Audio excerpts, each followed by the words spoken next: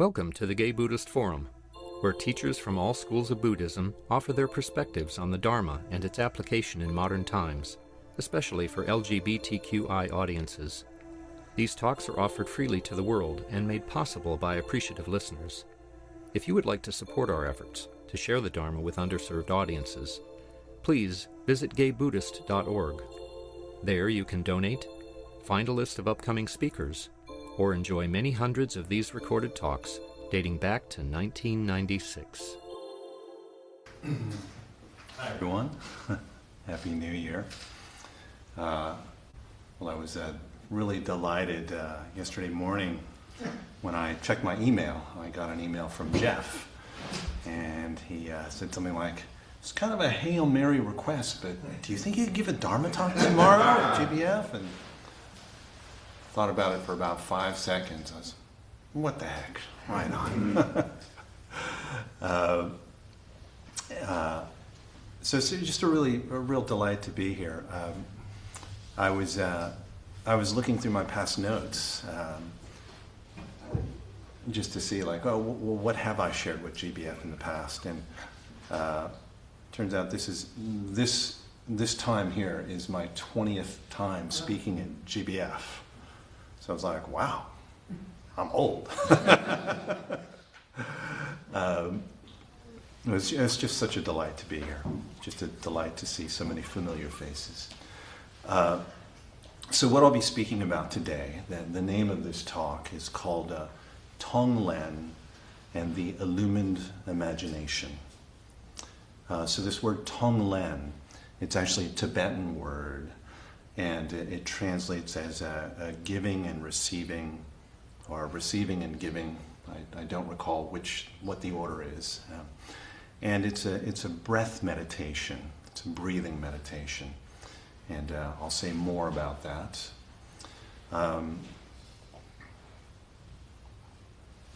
Yeah. Okay, well actually, let's just start with this. I'm going to sing a Tonglen melody. I'll sing it in both Tibetan and English as well. Let me say something about this first, about singing. So in terms of the imagination, the language of the imagination is poetry, it's art, because these forms of communication, they bypass our cognitive faculties, and they go right into our hearts when we speak about metaphor and symbolism and things like that. So by engaging in more imaginal practices, we actually can access a much more embodied experience within ourselves. In our society, we have a very strong tendency as a society to be up in the head. You know, there's just so much information out there. So sacred melodies are just a way to really come into the body more fully. So I'd like to invite everyone just to receive this song.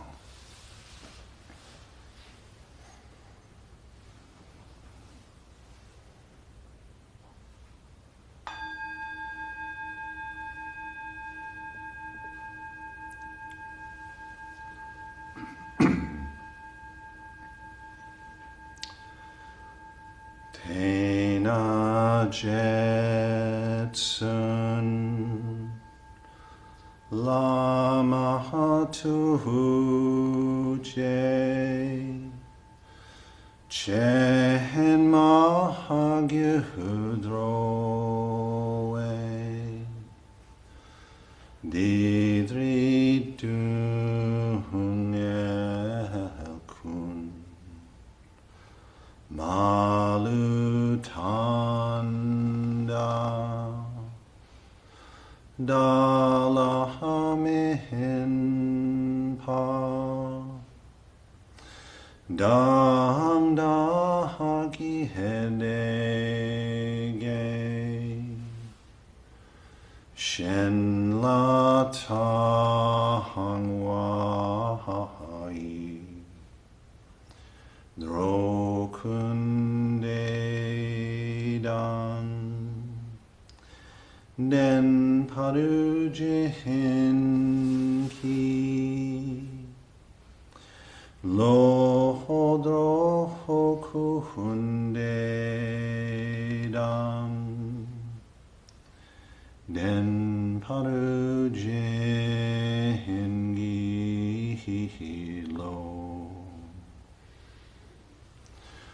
Holy Lama, Lord of compassion,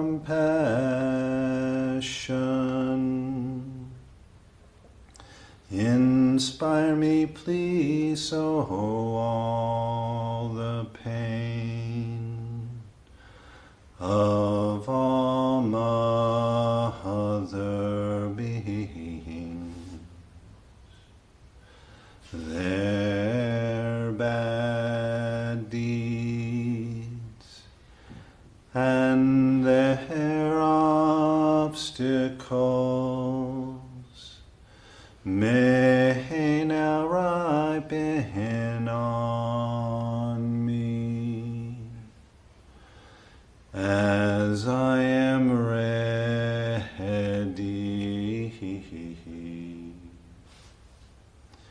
and so I may give them all my good and happiness in this way, assure that each one has all happiness.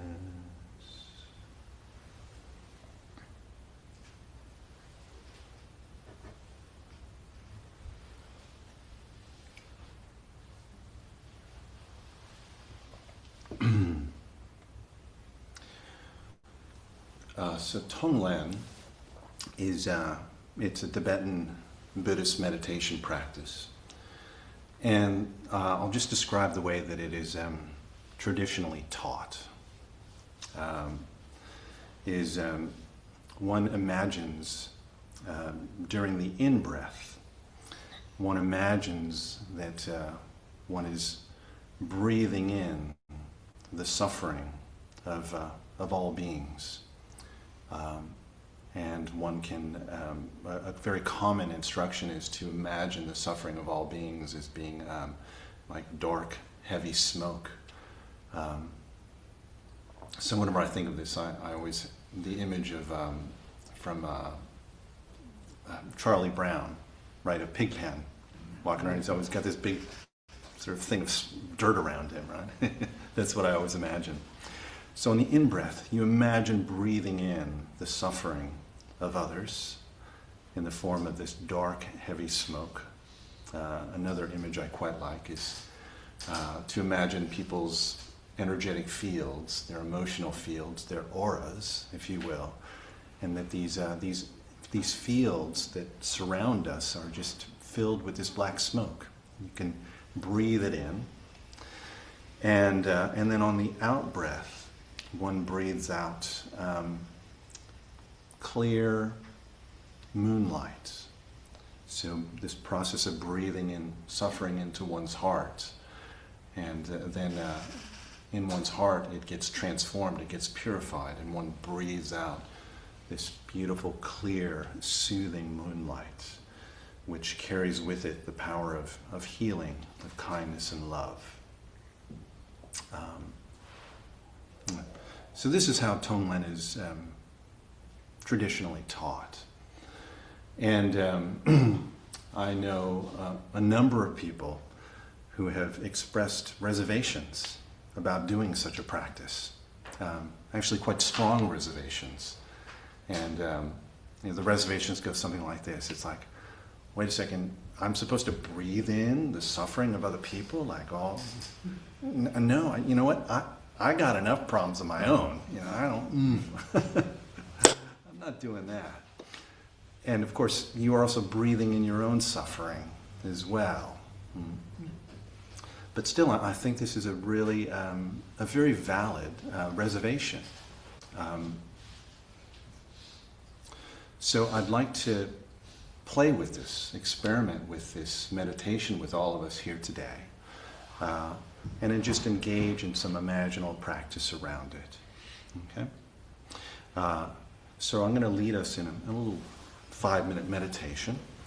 So if you could all make yourselves comfortable in your bodies.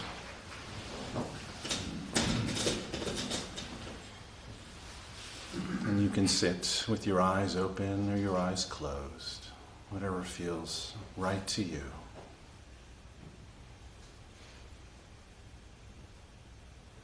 And perhaps take a couple deep, intentional breaths.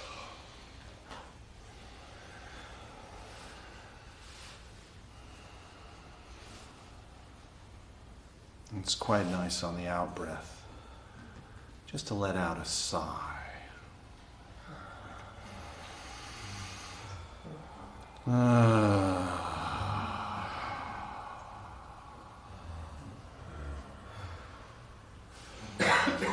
And if you've ever practiced some yoga, you may have come across the ragdoll pose, where you just let your body go completely limp. And you can also do that on the out breath, like this.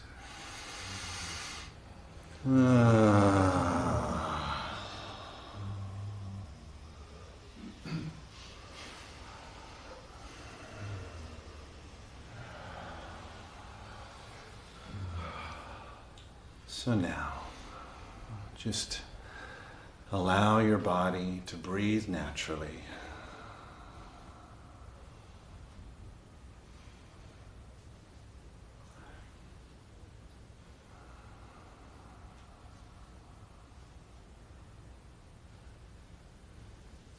Your body has been breathing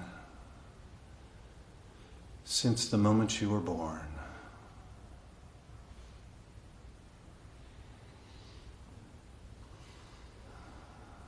Your body knows what to do.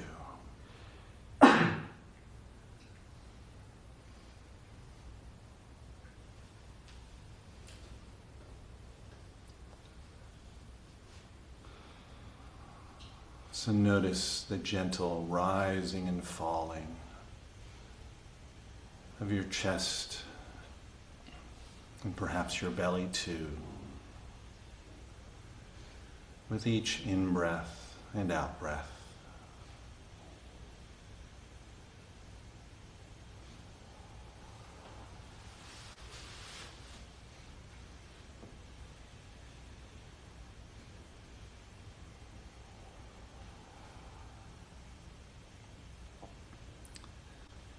And now, broaden your awareness to include all the other breathing bodies gathered here, both in this room and also on Zoom.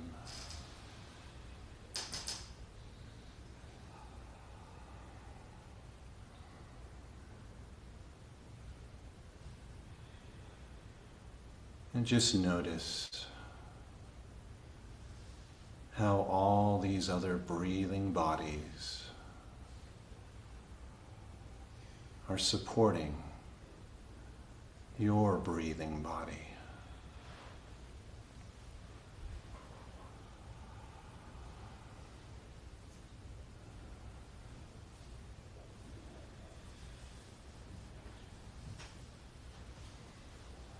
And also notice how your breathing body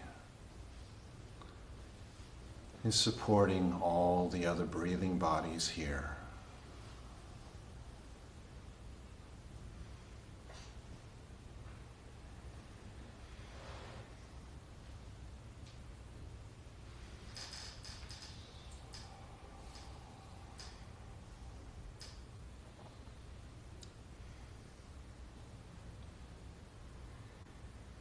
And now, imagine that we are all sitting together in this field of kindness,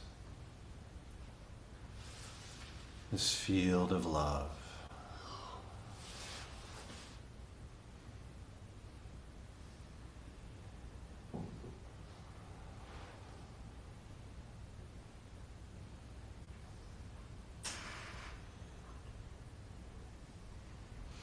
And just breathe in this kindness and this love that is here amongst us.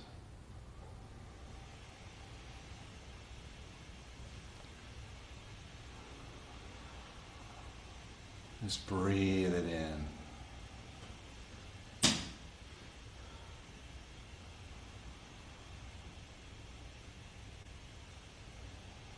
Allow this love to nourish your body.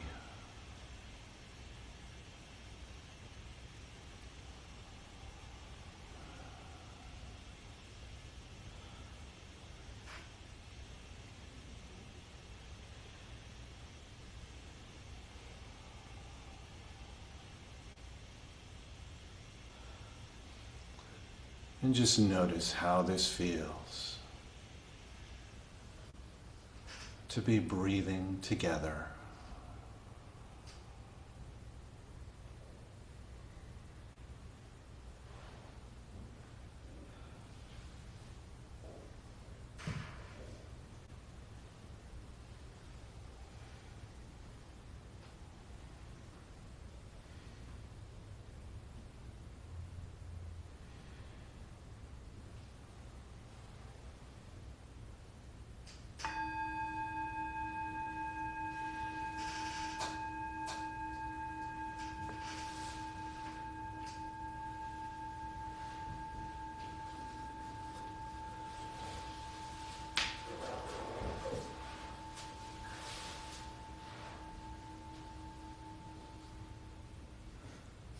Wow, this bell just keeps on singing.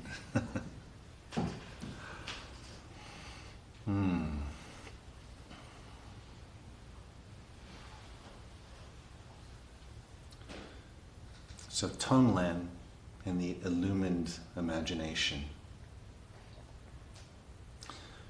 Well, let's talk about the imagination before we talk about what I mean by the illumined imagination. And what comes to mind, it's one of my favorite quotes by Mark Twain, a well-known and beloved American writer and satirist and comedian. And one of the things he said, the most painful arguments I've ever had are the ones that never happened. Well, story of my life. It's like, it's like you bump up against someone, or someone bumps up against you, and it gets you all riled up, and you go home and you're, I'm going to give that prayer. And you plan out in your old minds, tomorrow I'm going to go talk to that person, I'm going to say this and this and this, and oh yeah, come on. What if they say this? Oh, if they say this, I'm going to say this. And you plan it all out, you play it in your mind. And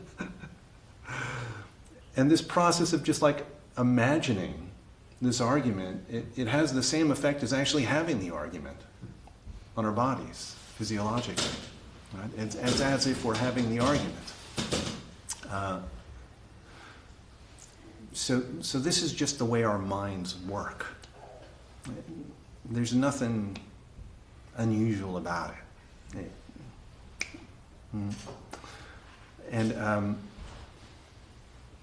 And the beauty of the illumined imagination is knowing that this is the way the mind works, rather than imagining catastrophes, rather than catastrophizing and stressing out. Why don't we imagine narratives and stories that actually lead us towards peace, freedom, openness, spaciousness? We can create our own stories. And the stories we create, they don't need to be connected with, the laws of physics. They don't need to exist here in this time, in this place. So when we enter fully into the illumined imagination, anything is possible. Anything is possible. So you may have come across this teaching of it's called Tathagata Garbha. So Tathagata, this is a Sanskrit word. Tathagata is one of the names used to refer to the Buddha, Tathagata. And Garbha translates as womb. Womb. And this Tathagata Garbha teaching goes like this. It says that we all carry within us the potential to become a Buddha. And some people teach that, we're already all Buddhas. It's just we don't know it.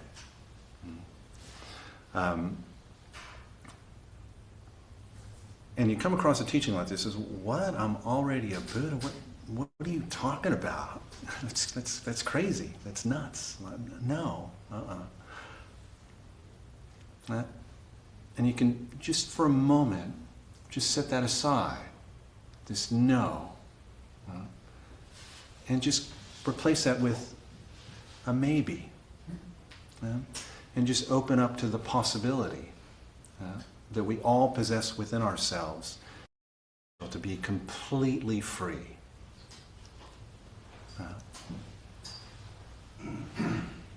So this notion of freedom, emancipation, I'll just give my quick little definition of what the enlightened state looks like. So for the enlightened mind,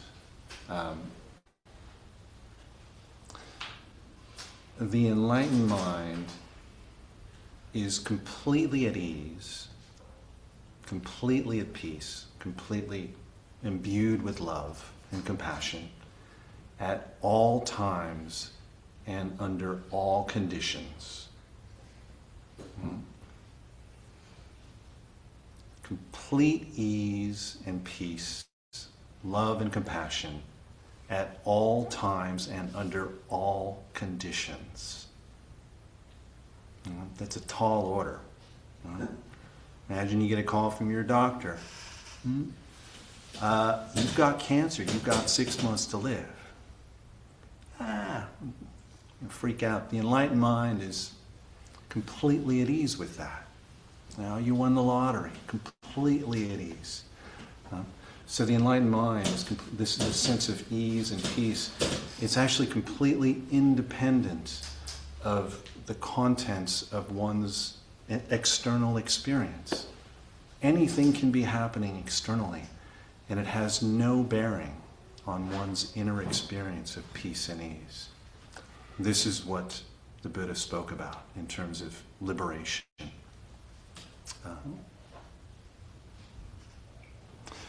So, we're going to do this Tonglen practice, but rather than doing it the traditional way, so first I'll describe it, then I'll lead us in this, we're going to imagine being in the presence of the Buddha.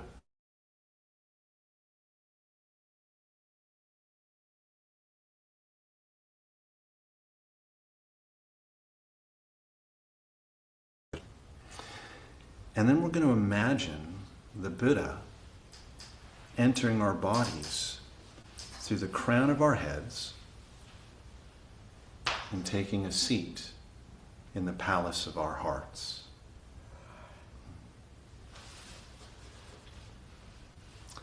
And then we're going to imagine the suffering of others and our own suffering as well as this black smoke, this dark smoke surrounding other people.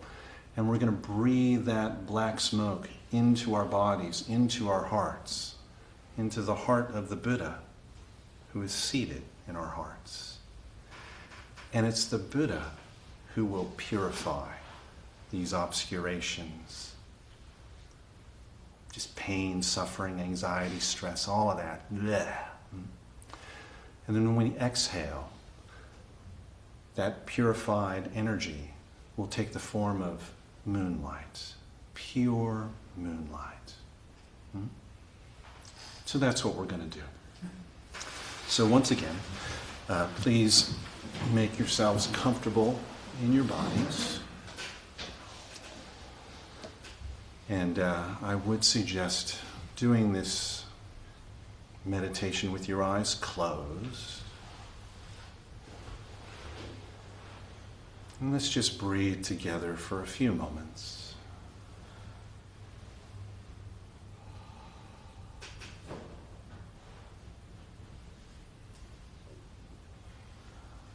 And now, let's imagine all together we time travel back to ancient India of 2,600 years ago, the time of the Buddha.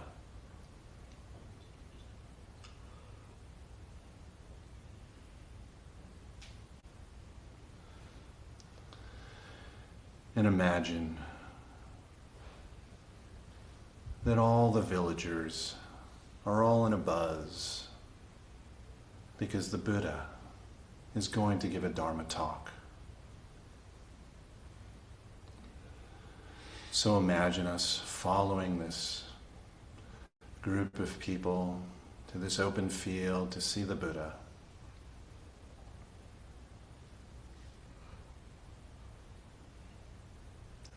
And there he sits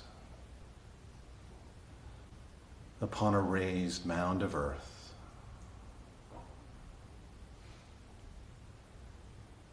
And we all take our seats, just gazing upon the Buddha.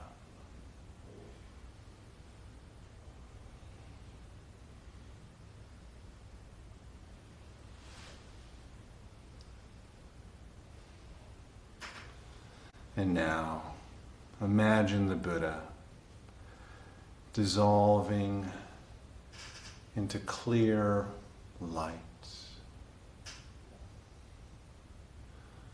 which enters your body through the crown of your head,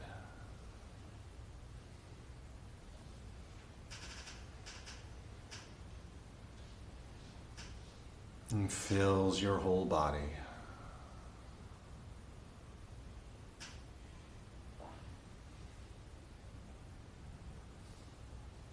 And imagine the Buddha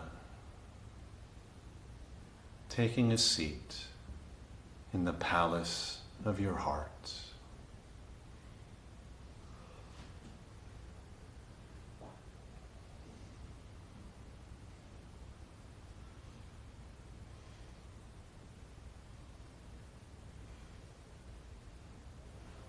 And now, imagine your own suffering and the suffering of others as this dark smoke filling their auras.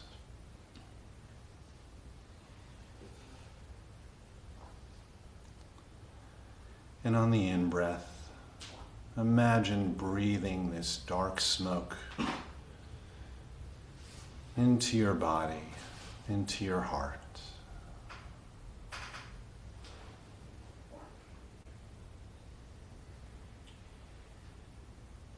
Into the heart of the Buddha.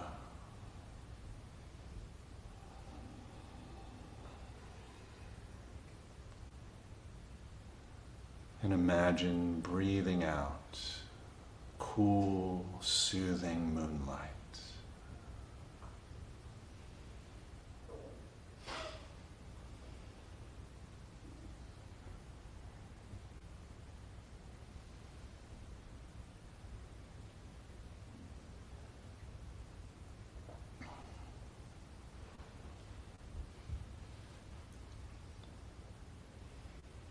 And imagine this cool moonlight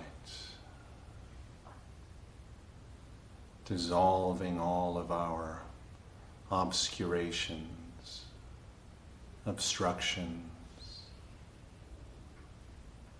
anxieties.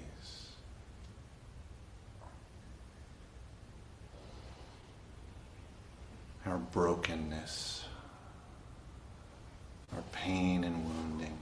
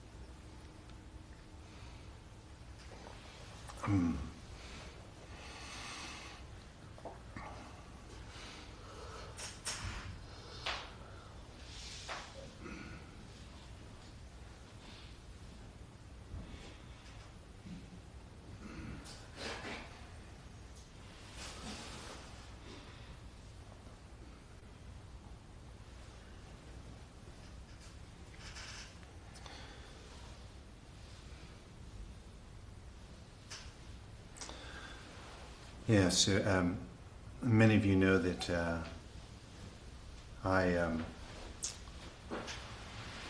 was an order member here with this community being the San Francisco Buddhist Center, the Tree Rotten Buddhist Order. And so I practiced here for about 30 years. And in the introduction, said,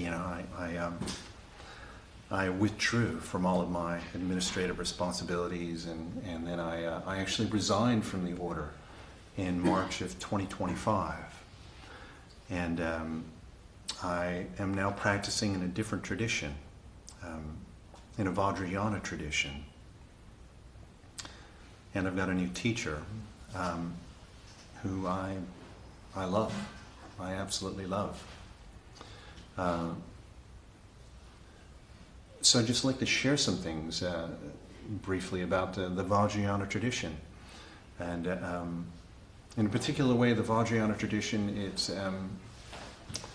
it doesn't easily integrate into our Western culture. So in the Vajrayana tradition, the guru is of paramount importance. Absolutely paramount importance. And our culture, we are founded on this principle of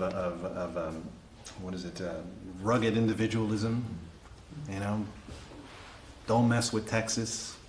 Don't tell me what to do. Live free or die. That sort of thing. It's this pseudo-egalitarianism. So this notion of a guru, well, I don't know about that. I know some folks who are anarchists, and their slogan is "No gods, no generals." And of course, if you've ever seen that next Netflix documentary, Wild Wild Country, has anybody seen that? Yeah, it's about Osho, Bhagwan Rajneesh.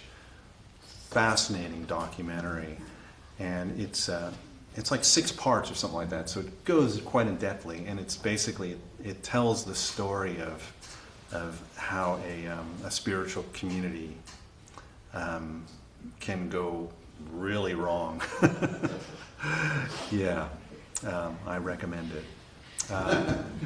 So a lot of people have like cult radar. That's what I like to call it. It's like you walk into a place. It's like a Buddhist center. I'll just say it's oh, is this a cult? Like let me make sure. It's like and I know that when I practiced here at this Buddhist center, we were very hesitant to lead with any sort of ritual practices, chanting or, chanting in unison. Oh, we don't want to scare people away. That sort of attitude. And it is what it is. So this notion of a guru, there's something now that I actually have a teacher, a guru, who is worthy of respect and honor, I can speak very directly to this of what is the value in that. So I was always kind of confused by it, by the whole sort of Tibetan Vajrayana diaspora and the presentation of Tibetan Buddhism to people like us in the modern era. So you can go on YouTube and you can Google like transmissions. So if for some reason you're interested in a Yamantaka transmission, you can search for it and you will find recordings of Tibetan lamas giving transmissions online, recordings of them. They're like 2.5 hours long. And these are actually legitimate transmissions, because I have received transmissions, and I've also watched a couple online just out of curiosity. And it's quite kind of startling to me in a way.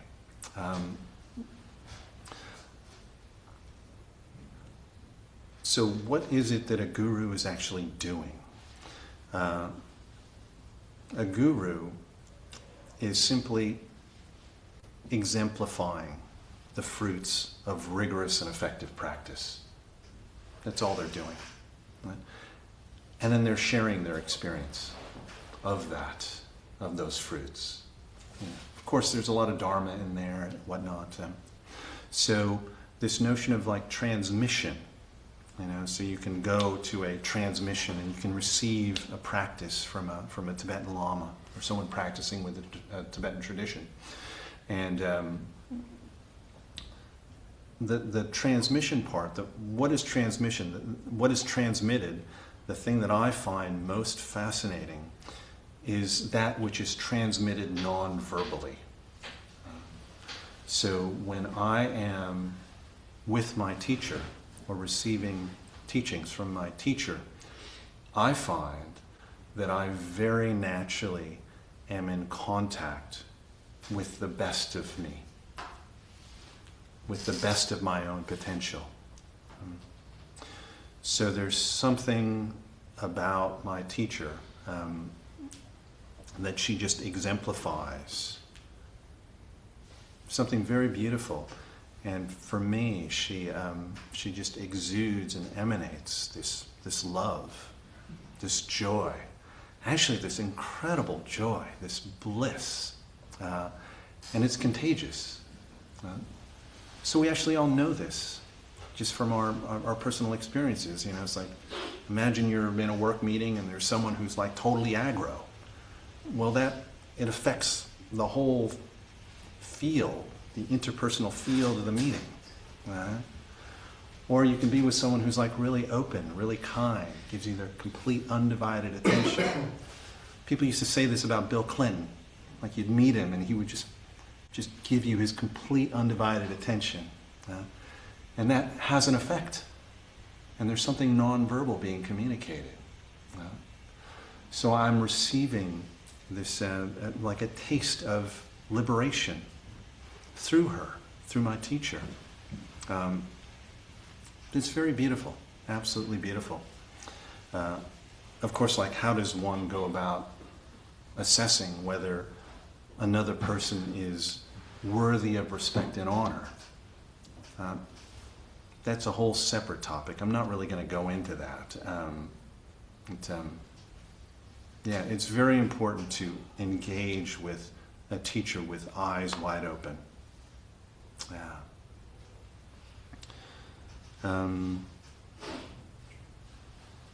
Wow, it's already 11:48.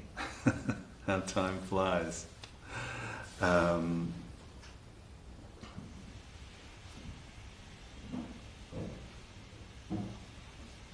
Yeah, so maybe I'll just say just a few words about the shape of my practice. I have found over the years to hear more experienced practitioners just speak about their journey. I found incredibly helpful.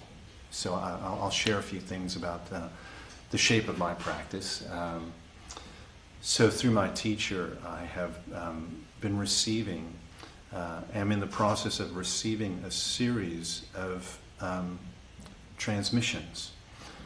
And what a transmission is, it's one, they're specific to a given Buddhist deity.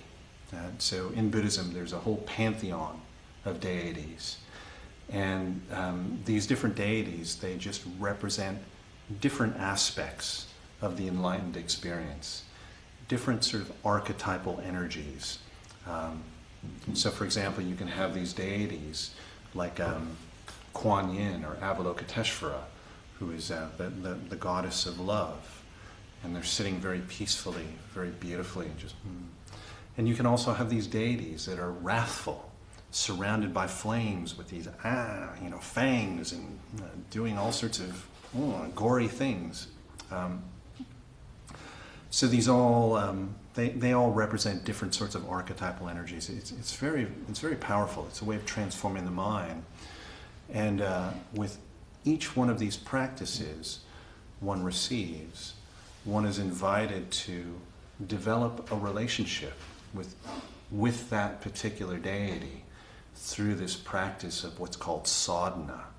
And sadhana is simply a visualization practice where you imagine being in the presence of this particular deity, and you imagine actually becoming this deity. And it's a very, very powerful practice. And I found that it suits me so well. In retrospect, my 30 years of practicing with the Triratna Buddhist order, in retrospect, it's crystal clear to me. I had no idea what I was doing. And now that I'm actually receiving instruction from a teacher who is worthy of respect and honor, a teacher who has walked the path, I can see it very clearly, and exemplifies the fruits of practice. Now I just feel so incredibly grateful to her, to the whole tradition, to be receiving these teachings, and yeah, it just fills me with joy. Okay, well, unfortunately our time is up. It just kind of flew by. So I'm just going to conclude with the traditional Tibetan dedication prayer.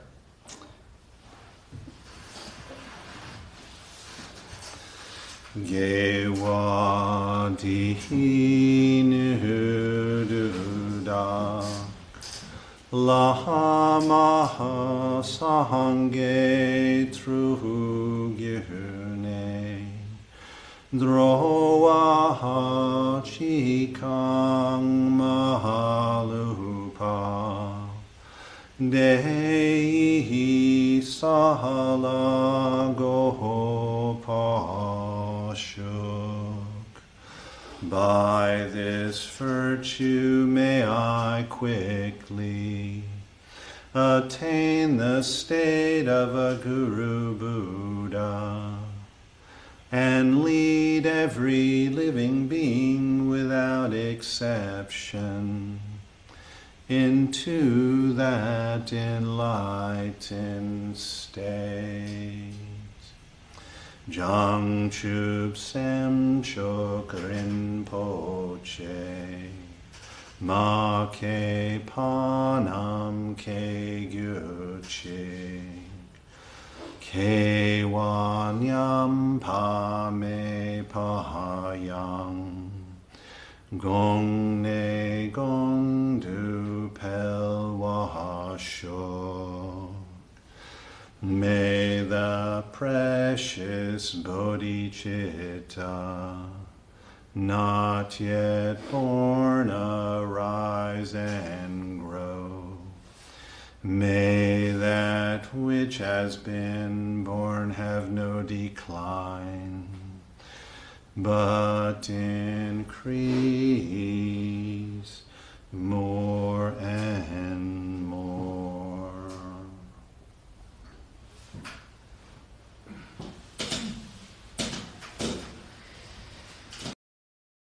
All for your kind attention.